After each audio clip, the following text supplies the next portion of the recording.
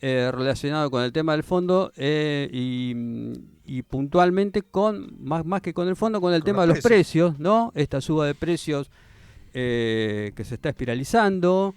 Y bueno, y algunas de las medidas que tomó el gobierno nacional, una de las más polémicas es la suba de 2 puntos en las retenciones para la harina y aceite de soja, ¿no? Que está generando mucho ruido y los reclamos del sector agropecuario. Por eso estamos en contacto con Horacio Salaberry, presidente de CARVAP, que es la Confederación de Asociaciones Rurales de Buenos Aires y La Pampa. Salaberry ha estado en algunas asambleas, por ejemplo la de San Pedro, sé que estuvo, y además estuvo reunido con legisladores de la oposición para ver qué se puede hacer desde el Congreso frente a esta decisión del gobierno. Salaberry, ¿qué tal? Buenas tardes, Roberto Pascual y José Picón los saludan, ¿cómo está? Buenas tardes, un gusto saludarlos. ¿Cómo están ustedes? Bueno, igualmente. Horacio, ¿qué análisis hace de esta medida que adoptó el gobierno respecto del tema de retenciones? Otra vez vuelve la polémica por las retenciones. Mire, en esto hay que analizar dos cosas. El primero que había que aclarar es que el gobierno tomó una decisión realmente muy increíble, diría yo, ¿no es cierto? El trámite muy difícil, no, realmente increíble, que fue la prohibición de la harina de soja y el aceite de soja, que Argentina es el principal y el primer y el segundo exportador mundial de estos productos. Quiere decir como si los árabes hubiesen suspendido exportar petróleo, lo cual eso ya genera una situación compleja desde el punto de vista de la mirada del gobierno sobre determinadas cuestiones, ¿no? Es decir, prohibir esto ya es una situación que yo creo que ningún país hubiese tomado esa decisión de prohibir la exportación de un producto de esa característica para nuestro país, que aportó 12.900 millones de dólares de divisas el año pasado. Para ubicarnos cuál fue eso, ¿no? Y por otro lado, tanto el incremento de las retenciones como la creación de un fideicomiso en el trigo, lo que nosotros decimos, y por eso hay mucha molestia y bronca, porque va en la dirección totalmente equivocada. Digamos, Argentina hoy, hablábamos ayer, antes de ayer con los legisladores, ¿no? Con los diputados, y básicamente nosotros explicamos que Argentina tiene lamentablemente, digo lamentablemente porque es producto de la invasión de Rusia a Ucrania, ¿no es cierto? Pero el mundo y la realidad está así, y Argentina tiene hoy la capacidad de suplir algunos de los mercados que no van a poder ser abastecidos. Por otro lado, tenemos el gran inconveniente del crecimiento de los costos respecto al combustible y básicamente a los fertilizantes. Pero de todas maneras, si se tomasen reglas claras, Argentina podría hoy estar produciendo alrededor de 27 millones de toneladas de trigo, lo que significaría casi 19 millones de toneladas de exportación, algo así como más de 3.000, 3.500 millones de dólares de divisas que ingresarían al país. ¿No es cierto? Que con una necesidad tremenda como la que tenemos hoy por el tema del gas, que vamos a tener una diferencia de arriba de los 3.700 millones con lo usado el año pasado.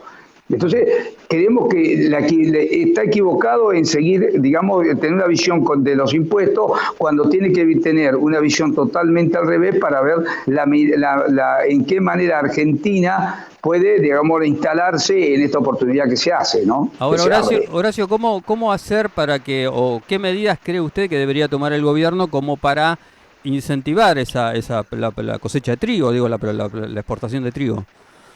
Básicamente reglas claras. Ajá. Por eso le digo, si usted hace 2 meses, el secretario de Comercio Interior Feletti venía anunciando un fideicomiso que sabemos que el precio del fideicomiso se transfiere al precio interior del producto, del trigo, claramente hoy es una realidad el fideicomiso. Entonces, al 1, mañana se le puede cubrir el 5 o el 10. Bueno, eso no da tranquilidad.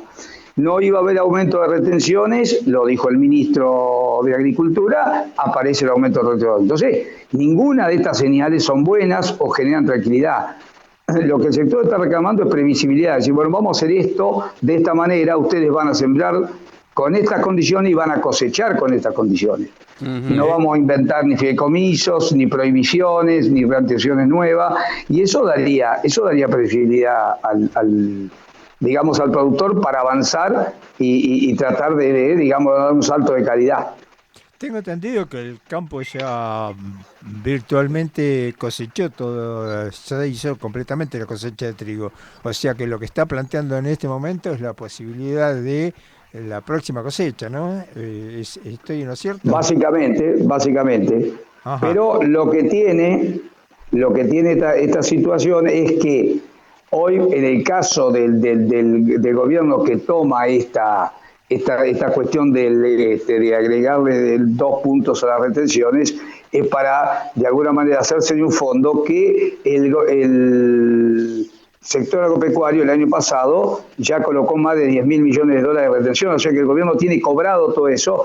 Y a ver, y le voy a citar otro ejemplo.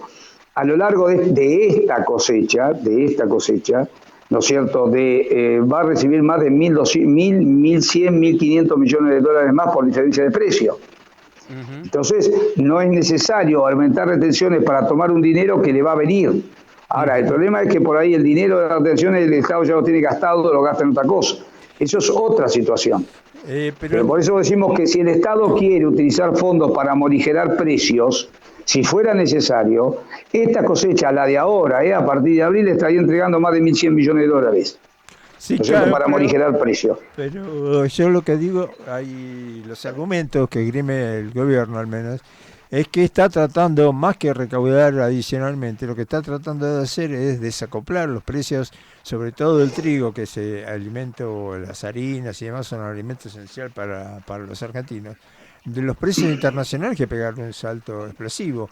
Ustedes, Mire, ¿cómo, perdón, tema es, déjeme formular la pregunta. sí, ¿Ustedes cómo cómo no. piensan que deberían hacerse para que ese efecto no se sienta tanto en las mesas de los argentinos? La retención, el trigo ya tiene 9% de retenciones, o sea, si usted me dice si hay un desacople, ya hay un desacople de arriba de los 400 millones de dólares. Por el momento ningún país en el mundo ha generado retenciones para desacoplar. Nadie lo ha hecho, y menos en la región nuestra, que tienen los mismos inconvenientes que nosotros, ¿no es cierto? Por otro lado, vamos a ser claros. El aumento del trigo fue del 20% último. Ahora, el aumento, ¿no es cierto?, que se ha dado en los alimentos en el mes de febrero es posterior a la invasión rusa a Ucrania. Quiere decir que los 24 puntos, los 24 días anteriores a febrero, fue el crecimiento. Y en ese momento no había un crecimiento de los precios internacionales porque el conflicto no se había dado. Entonces hay que tener cuidado con la evaluación de los días que se toman también. Ujú. Porque allá había un crecimiento producto de un proceso inflacionario también, indudablemente. Ahora, usted me dice el desacople, en realidad el gobierno no dijo desacople, el gobierno dijo un fondo de sustentabilidad. Ese fondo de sustentabilidad se hace con dinero. Nosotros decimos que ese dinero ya lo aportó el sector. Y de hecho, este año, vuelvo a insistir, no la cosecha que viene, esta cosecha de la gruesa, que es, digamos, la que produce mayor cantidad por los niveles de retención, la mayor cantidad de incremento de la retención, va a retener más de 1.100 millones de dólares. Por eso decimos que el fondo está aportado también y que no es necesario seguir toqueteando los mercados y seguir generando fideicomisos o aumentando retenciones. Horacio, en el marco de estas posiciones encontradas con el gobierno, hoy, ¿quién es el interlocutor del campo del interlocutor, perdón, del gobierno con el campo? ¿Feletti, Julián Domínguez? ¿Hay otro canal de diálogo? ¿Cómo está la cosa ahí?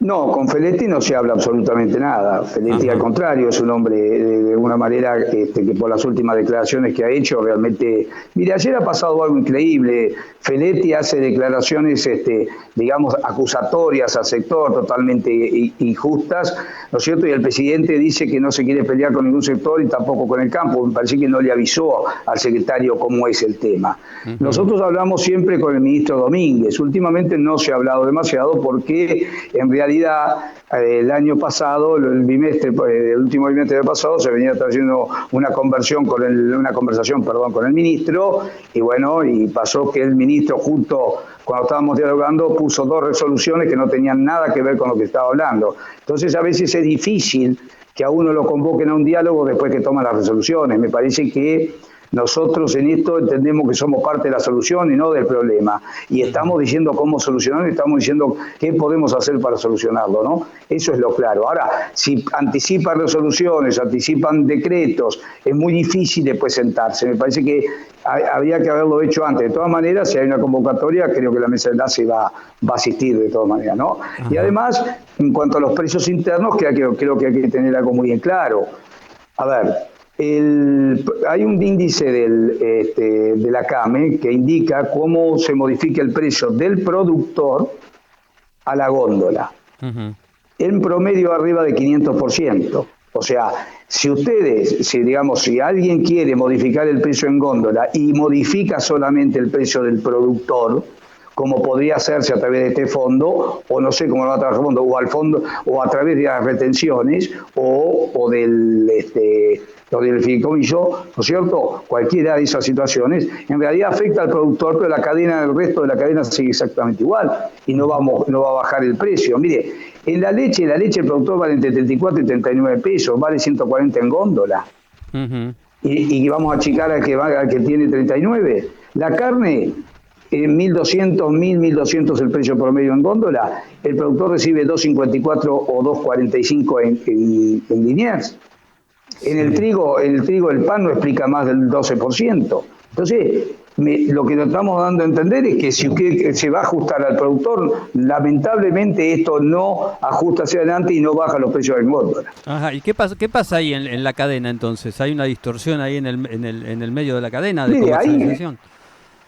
Hay distintos motivos. Por ejemplo, la carne tiene el 28% de impuestos en su cadena. El pan tiene el 25%.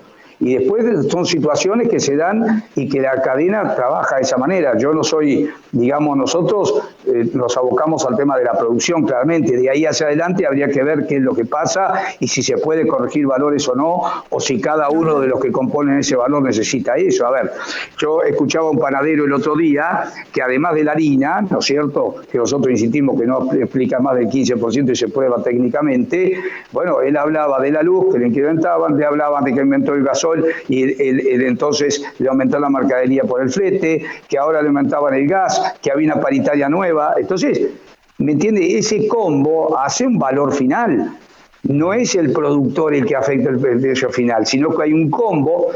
Vamos a ser claros, yo soy contador. Cuando yo estudié en la facultad, la inflación está determinada, ¿no es cierto? La síntesis de la inflación es el aumento constante, continuo de precios y generalizado. Entonces, pretender que algún producto no se mueva en una inflación como la que tenemos es imposible. Lamentablemente, el proceso inflacionario hace también todo el resto, ¿no? Más allá de un precio internacional. Claro, pero el tema es sigue la falta de diálogo. ¿Ustedes cómo creen que puede llegar a haber un acuerdo más o menos como para poder salir para arriba, ¿no? Como se sale de este tipo de los pozos. Pero el diálogo con el ministro no está cortado. La semana pasada creo que tuvimos unas comunicaciones telefónicas y todos nosotros no hemos cortado el diálogo con el gobierno. No se ha hecho y si se convoca seguramente se asistirá. Nosotros, por ejemplo, hemos estado con los legisladores para exponerles nuestros problemas porque son parte, ¿no es cierto?, es uno de los poderes de la República. Entonces, hemos hablado con ellos, el tema de las retenciones, cómo afecta todo lo que nosotros entendemos que se debe hacer con el tema de las retenciones, la legalidad de las mismas y otros proyectos más que hacen a lo que es la actividad agropecuaria, ¿no? Pero el diálogo no ha sido interrumpido por nosotros, ¿no? Horacio, usted habló recién de la legalidad del aumento de retenciones. ¿Hay una discusión ahí de tipo legal sobre las atribuciones que tiene el gobierno para subir estos 2 puntos? Sí, la hay. Creo que me parece que el sector portador, al cual nosotros no pertenecemos, aparentemente iba a ser alguna cuestión de índole legal. El problema es el siguiente. A ver, las retenciones fueron colocadas en una ley de emergencia que daba facultades delegadas, cuestión que es discutible, pero son facultades delegadas del Congreso de la Nación al presidente de la República. Porque en tema tributario la Constitución dice que exclusivamente puede entender en esto el Congreso de la Nación y tiene que ser hecha por ley. Le delegaron esa facultad. Esa facultad se cayó el 31/12 del 2021, ¿no es cierto? La ley cae porque así lo determinaba la ley. Ahora, el problema es que cae la ley y entonces el Poder Ejecutivo manda en la ley de presupuesto una ley específica para que dentro de la ley de presupuesto se le delegasen de nuevo facultades para modificar retenciones. Como fue rechazada la ley en su totalidad, hoy el presidente no tiene delegación ninguna para atender sobre retenciones. Ahí es donde se fija el tema, si tiene posibilidades. Algunos van más allá, algunos dicen que al haber caído la facultad cae la retención también. Eso es una biblioteca, piensa eso. Por otro lado, sobre no tendría facultades delegadas al presidente y capacidad para hacerlo a través de un DNU. Ajá. ¿Y cuál fue el compromiso de la oposición, Horacio, respecto de este tema? Mira, el compromiso de la oposición fue, ellos manifestaron la ilegalidad ellos entendían que era totalmente ilegal el proceso del DNU, inclusive ese DNU debe ser tratado por la bicameral, ¿no es cierto? Porque ellos entienden que las facultades delegadas terminaron y que debería haber enviado una ley específica al Congreso para modificar las retenciones, incrementarlas, hacerla por ley, si es que el Congreso aprobase eso, ¿no es cierto? Así que eso fue lo que básicamente sostuvieron todos los bloques que hemos conversado. Más allá de algunos de entender que las retenciones no son un tributo que debería mantenerse por las deformaciones y las cuestiones que, la deformación del comercio exterior y lo que produce respecto a las inversiones, ¿no? Concretamente la sociedad rural es uno de los sectores que estarían haciendo presentaciones de amparo contra la suba de las retenciones. Eso por un lado. Y por otro lado, sobre todo Feletti salió a decir que las retenciones se van a aplicar exclusivamente al sector, a 11 empresas que son las que exportan, y que no debería reflejarse impactar en los productores, a los que ya le están cobrando ese 33%. ¿Y ustedes qué saben? Exactamente. Ustedes le cobran el 33%, no le cobran el 31% en este momento, ¿no? Sí. Pues la venta siempre es el 33%. Lo que pasa es que cuando usted coloca algún tipo de una retención de estas características, en realidad el intermediario, como cuando se hace en el fideicomiso, que también deberían pagar los exportadores o la intermediación, se traslada al precio del productor. Usted me dice, ¿y si eso se puede hacer? La cuestión es que usted toma la pizarra, como nosotros no fijamos precios, y en la pizarra se pueden caer $16 de la cotización, sí, y se caen. Ya lo vivimos, ya sabemos cómo se trabaja ese tema, y seguramente que lo pagan, que el sujeto activo del tributo va a ser la exportadora. El problema es que traslada hacia atrás. Es un poco similar al impuesto a los ingresos brutos. Dice, no, mire, el impuesto a los ingresos brutos lo tiene que pagar sobre lo facturado, no puede ir a precio. Y va a precio. Quédese tranquilo que va a precio. Pero debería ir sobre la ganancia, que es el 3,5 de lo facturado, sí, pero va a precio. Y entonces se produce un acrecentamiento en toda la cadena, porque se acumulan tasas locales, ingresos brutos. Y en este caso es igual. El exportador, cuando ve reflejado un incremento en esto, ajusta el precio. Y nosotros no fijamos precio, que eso es uno de los grandes temas del sector. El sector no fija precio. La leche la compra las usinas, fijan precio, la hacienda se vende en remates o en líneas y se fija precio ahí, y los otros los precios internacionales. Y después el que compra acá, que bueno, hace fija su valor acá. Horacio, la última. ¿Qué esperan ustedes del gobierno de la provincia, de Axel Kicillof, respecto de este debate sobre las retenciones? ¿Le están planteando alguna reunión? ¿Le están pidiendo alguna cosa en particular? Nosotros en un comunicado públicamente le pedimos al gobernador que tenga una posición similar a la que tuvo Chiarietti y Perotti. Digamos, Perotti, inclusive del día de ayer, creo que se reunió con autoridades de CARFE, que es la Confederación de Santa Fe, y manifestó el desagrado que ha tenido como gobernador y que una medida que se debía retrotraer. Y Chiarietti dijo exactamente lo mismo. Nosotros entendemos que estamos hablando de Santa Fe, Córdoba y Buenos Aires, estamos hablando de características muy similares, de producciones similares y de afectaciones similares.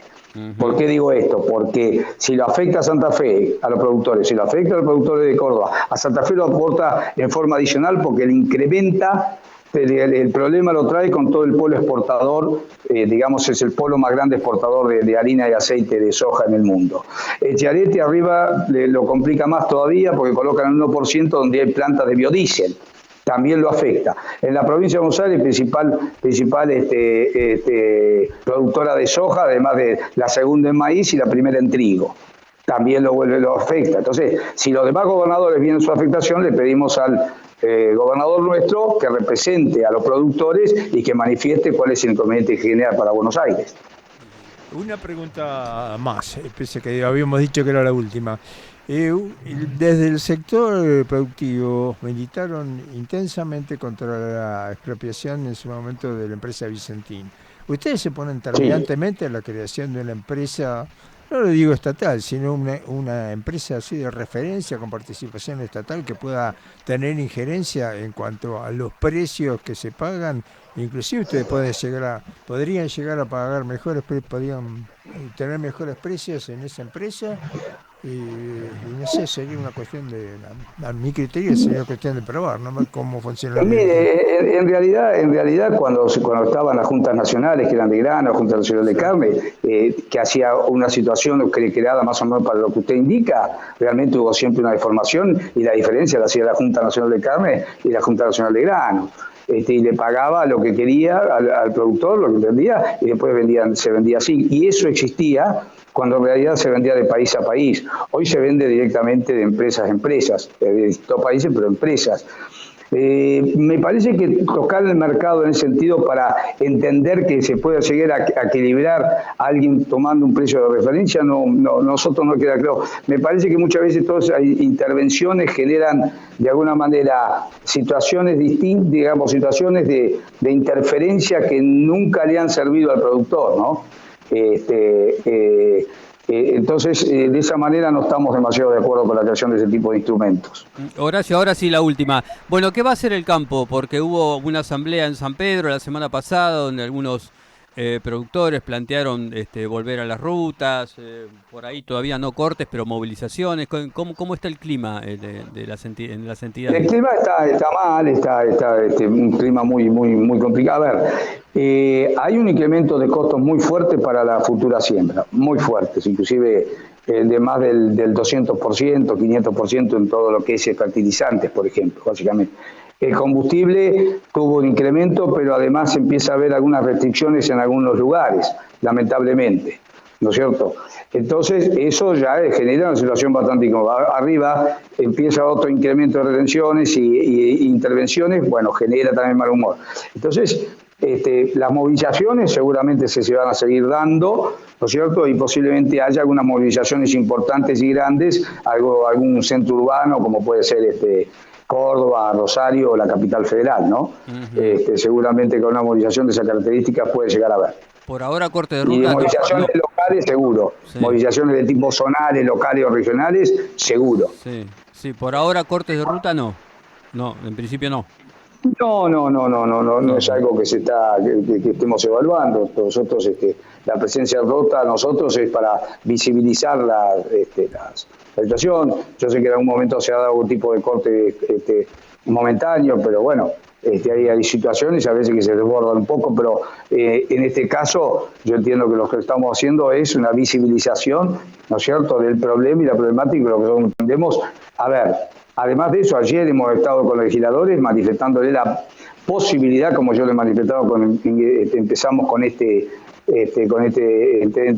entrevista, claramente la posibilidad que tiene el sector de generar una cantidad de recursos adicionales para un país que está de alguna manera hoy con un problema de divisas acuciante, ¿no? Perfecto. Horacio, le agradecemos muchísimo el contacto. Buenas tardes. Gracias. Ha sido un gusto, que siga muy bien. Hasta luego. Muchas gracias, hasta luego. Bueno, pasó Horacio Salaverry, presidente de Carvap, en el marco de esta tensión que hay entre el gobierno y el